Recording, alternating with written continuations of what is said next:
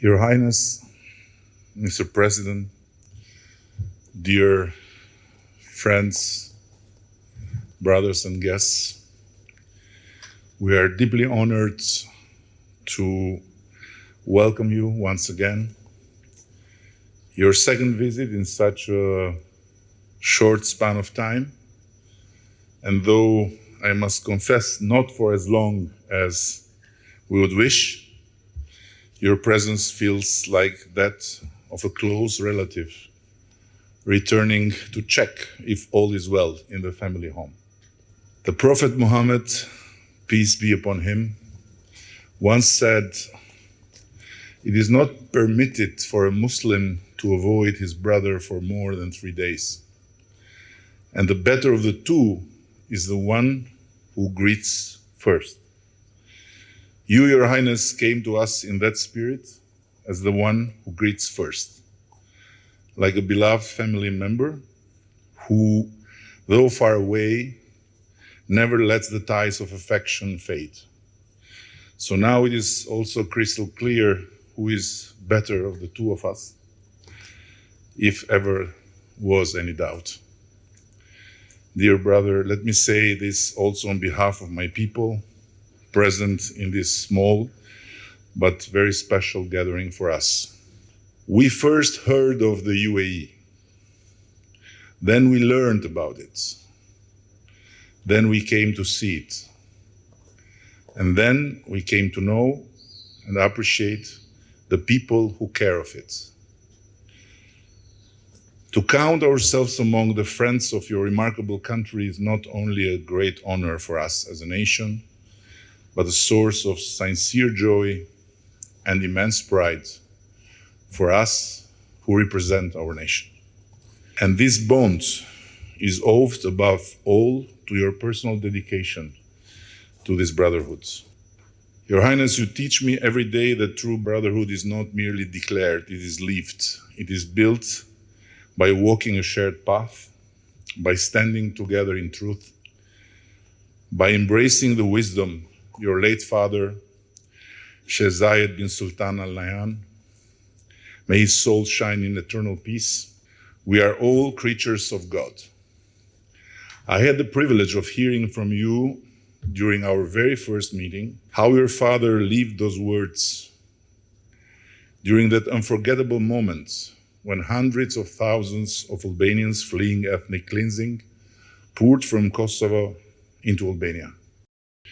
You were then a young army officer who landed on the runway your father had opened in the north of our country to allow planes to bring aid for hundreds of thousands of war refugees.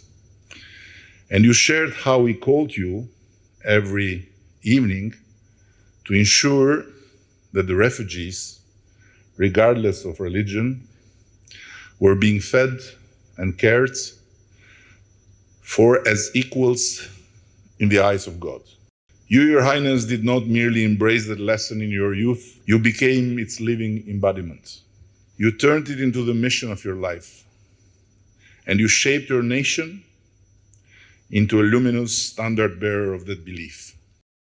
A country whose moral stature is anchored in its unwavering commitment to universal fraternity, and in the fearless conviction that, whatever the cost, this is the only path toward a better world. Not in noble words, but in brave deeds. As another hadith tells us, there is no Muslim who visits his sick brother in the morning, but that 70,000 angels pray for him until evening. And if he visits in the evening, they pray for him until morning, and he shall have fruits from paradise. This hadith does not speak only of rewards in the unseen. It speaks of the comforting presence of solidarity and reminds us that to visit the sick or care for the one in need is to become, for a moment, a bearer of divine mercy. Only God knows the number and power of such angels. But what I do know is this: from Kosovo to Somalia, from India to the Maghreb, from the Holy Land to Albania itself, and yes, throughout your own region and across the entire world, your name is heard with respect, is spoken with gratitude, and is remembered with hope.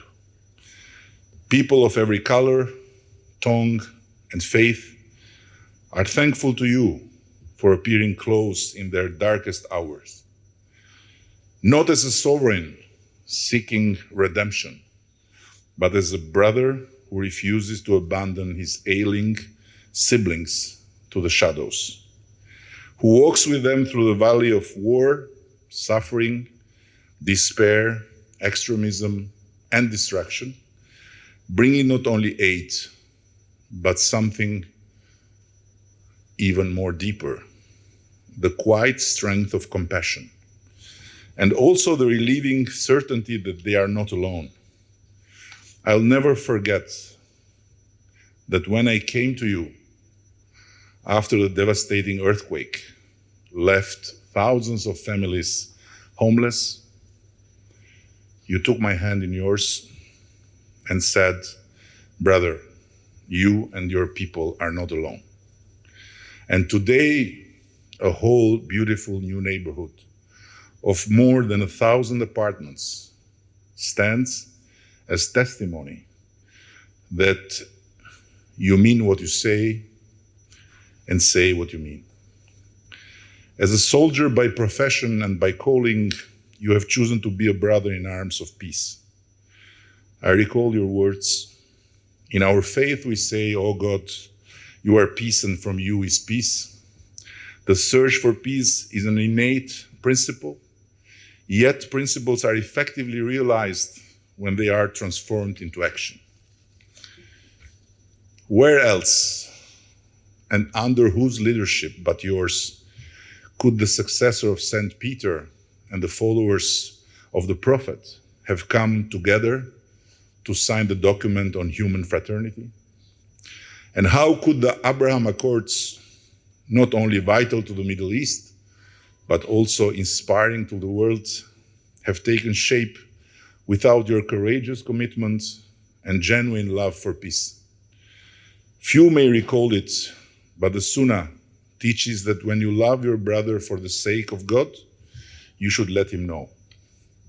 A man once told the Prophet, peace be upon him, "O messenger of God, I love that man." The Prophet said, "Have you told him?" "No." "Then go and tell him."